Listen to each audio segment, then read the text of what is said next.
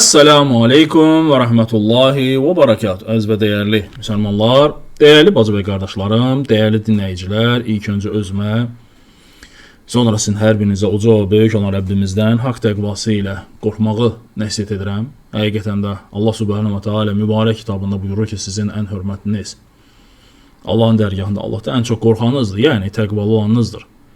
Uca və böyük olan Rəbbimizdən qorxmaq, Allah Subhanahu wa Taala'nın üzərimizdə olan əmrlərini yerinə yetirmək, deyir ki, bizlərə qadan edibsə, nədən ki, çəkinmək əmr edibsə, o şeylərdən uzaq durmaqla təqva sifətini, Allahdan qorxmaq sifətini qazanmış olaraq. Ateistlər, deistlər, agnostik, həmçinin bu qəbildən olan digər dinsizlər, imansızlar barəsində olan növbəti bir videomuzdur. Hər zaman olduğu kimi paylaşmağı, bölüşməyi yaddan çıxarmayın, nə qədər çox insanlar bu videolardan xəbərdar olarsa, bir o qədər də bu dırnaqarası bu TikTok qəhrəmanlarını, bu yalançıları, bu şarlatanları tanımış və onların yalanlarından, hilələrindən agah olmuş olarsınız. Dəyərli dinləyicilər, mən və həmçinin də digər qardaşlarımız dəfələrlə söyləyirlər və hər dərsimizdə, hər hansısa bir mövzunu danışdığımız zaman biz söyləyirik ki, insanın sağlam ağlı, hansı ki Allah Subhanahu wa Taala insana bəxş edib, o heç vaxt Qurana və sünnətə zidd ola bilməz. Mümkün deyil. Mümkün deyil ki, ağıl Allahın kitabına və Peyğəmbər sallallahu aleyhi ve sellemin sünnətinə zidd olsun. Sağlam ağıldan gedir söhbət. Sözsüz ki, o ağılda ki, naqislik var. O ağıl ki, hansı ki Allahın kitabını və Peyğəmbər sallallahu aleyhi ve sellemin sünnətini səhv axtarmaq üçün oxuyursa, neysə, o necə ki, o belə bir misal var, deyir ki, özü niyyəti mundardır və çirkindir deyənə, ətrafı baxanda da ancaq mundar çirkin şeylər axtarır. O milçəyi deyir, güllü çiçəkli bir yerə bıraxsın, heç vaxt gedib gülün çiçəyin üstünə qonmaz. Gedib nəcasətin üstünə qonacaq. Arını isə bıraxsın nəcis olan yerə, gedib axtarıb harada gül var qonacaq onun üstünə. Çirkin, naqis ağıl da belədir. Çalışır ki, özü necədirsə, mundar çirkin niyyəti varsa, eləncə də Allahın kitabında oxuduğu ayətlərdən çalışır ki, nə etsin, səhvlər axtarsın. O, Elşad Miri var da, indi elhamdülillah ki, kanalımızdan xəbəri olanlar bilir ki, nə qədər biz videolar çəkmişik. O insan iddia edir ki, yer üzündə, yəni Quran-ı Kərimin doğru, düzgün tərcümə edəni yoxdur. Yəni doğru, düzgün tərcümə, Quranın tərcüməsi yer üzündə yoxdur. Yəni siz təsəvvür edin ki, bu insan ərəbə, hansı ki, Peyğəmbər sallallahu aleyhi ve sellemin Məkkədə doğulması və o Quran-ı Kərimin ərəb dilində nazil olması və ərəbin hansı ki o kitabı oxuyur və başa düşür, ərəbə öyrədir ki, ey ərəb, sən tərcümə elədin bu Quran səhv tərcümədir, düz tərcümə eləmirsən. Bəs doğru tərcümə hansıdır? Yəni bu dinsiz şünas iddia edir ki, Quranı üzündən oxuya bilmədiyi halda iddia edir ki, ən doğru düz tərcümə məndədir. Eyni qaydada da bax bunlar, dəyərli dinləyicilər. Ateist, dinsiz, imansız, sənə gəlib Allahın ayətini oxuyur və özü naqis ağlı və çirkin, mundar niyyətli olduğu üçün ayətdən də o cürlə bir nəticə çıxardır özü üçün ki, deyir, burada söhbət bundan gedir. Və səni də örgətməyə, səni də sübut etməyə çalışır ki, sən səhv başa düşürsən.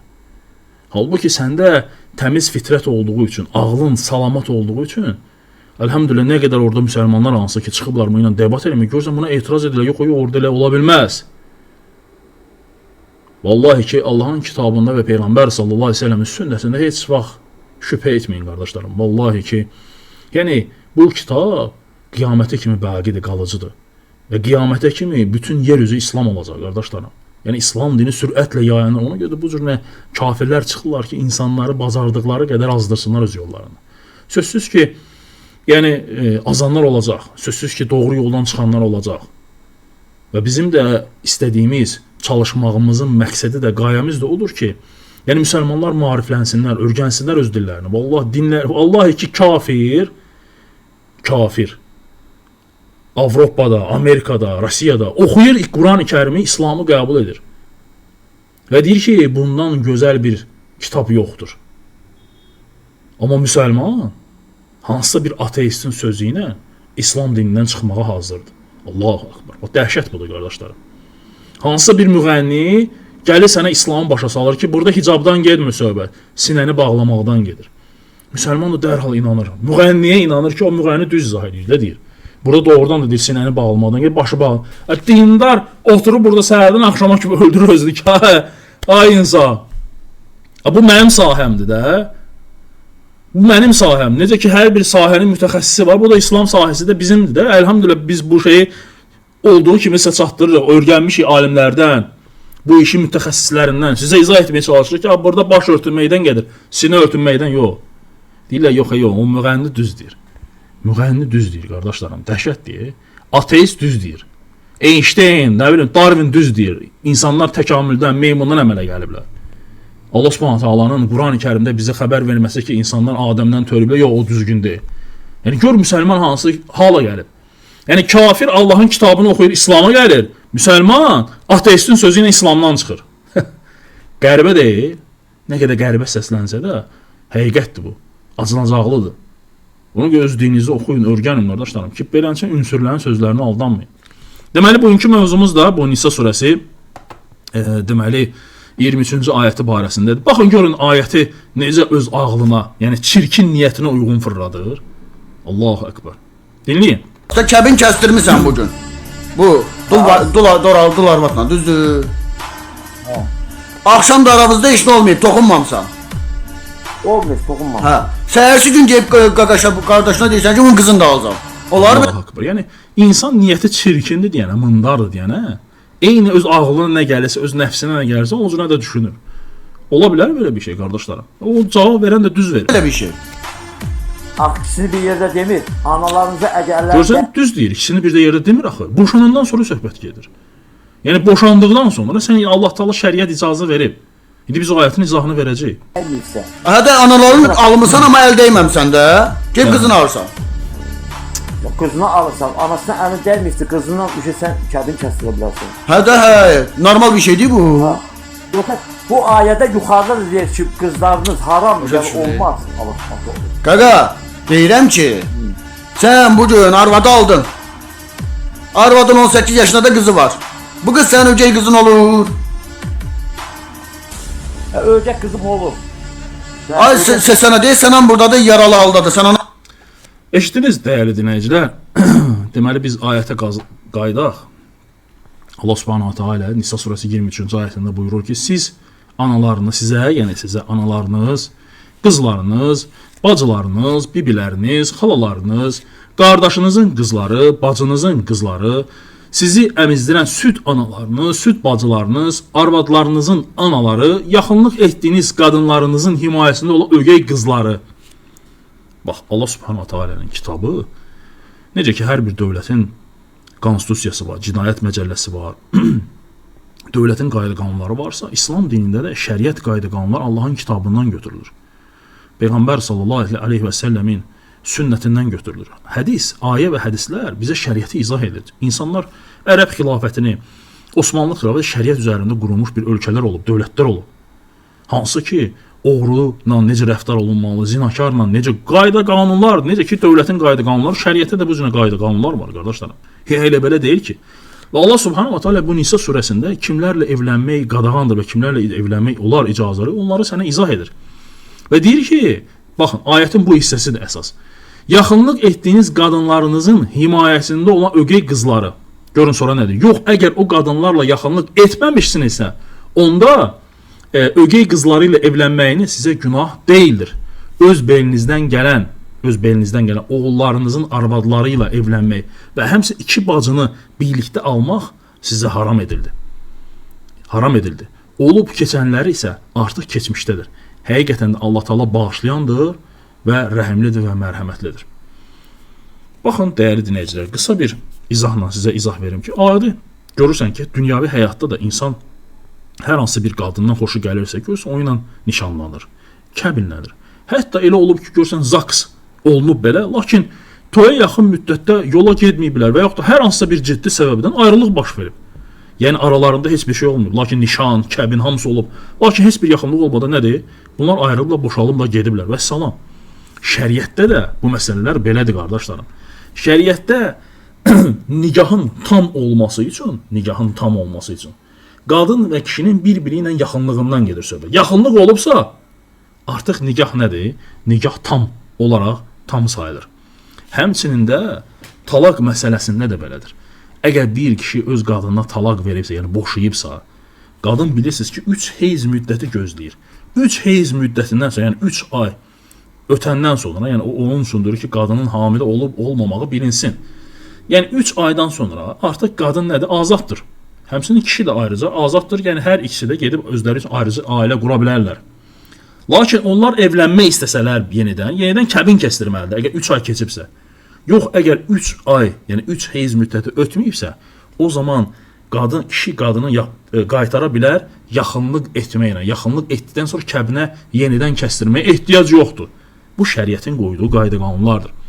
Bu ayətdə də Allah Subhanahu wa Taala'nın buyurması ki, arvadlarınızın, yəni yaxınlıq etdiyiniz qadınlarınızın himayəsində olan ögey qızları. Baxın, Allah Subhanahu wa Taala alimlər bunu necə izah edirlər? Birinci hal haram olan haldır. Hansı ki alimlər deyirlər ki, əgər sən bir qadınla nikah bağlamısansa və onunla yaxınlıq etdin. Baxın, izaha baxın qardaşlarım. Qadınla nikah bağladın. Sonra onunla nə etdin? Yaxınlıq etdin. O qadının əvvəlki ərindən olu qızı sənə əbədi olaraq haram sayılır. Və salam, sən ona evlənə bilməzsən. Çünki səninlə artıq onun arasında ögey ata, ögey qız münasibəti yaranır. Ata-qız münasibəti yaranır. Mümkün deyil. Şəriət qayda olub ki, əgər yaxınlıq baş verdisə, artıq o qadının başqa bir kişidən olan qızı sənə nədir? Haramdır. Və salam. Artıq o qadın, o uşaq sənin yanında başını da aça bilər böyüyəndən sonra. Şəriət sənə bunu izin verir. İkinci hal bu məsələdə nədir?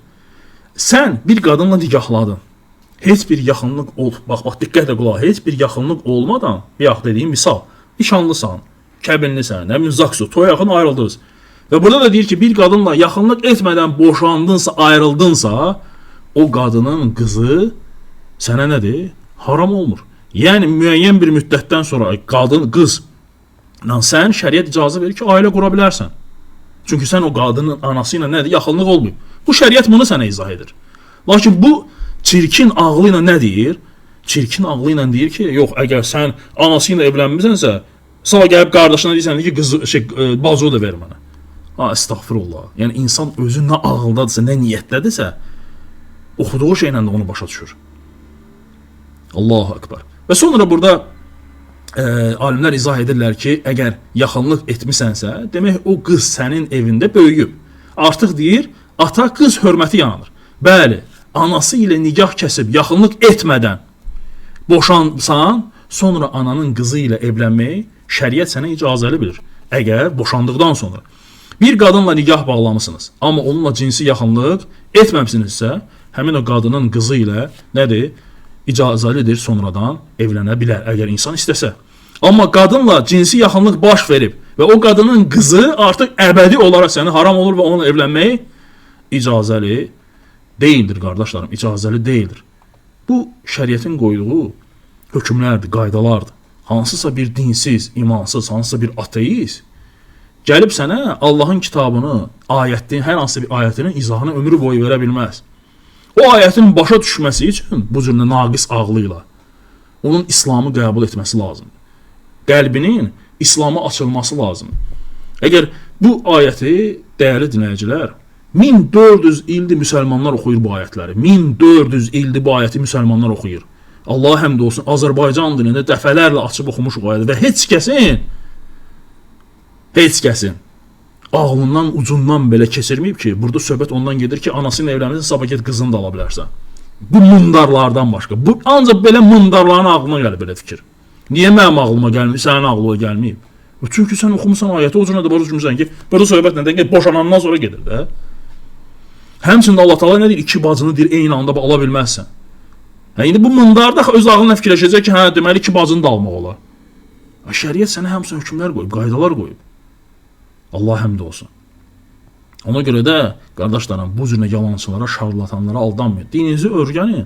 Dininizi oxuyandan sonra, öyrənəndən sonra, Allah ki, bunlar sənə nəysə danışanda, sən bunun danışıqlarını nağıldan başqa bir şey zənn etməyəcəksən. Allah'a emanet olun. Esselamu Aleyküm ve Rahmetullahi ve Berekatuhu.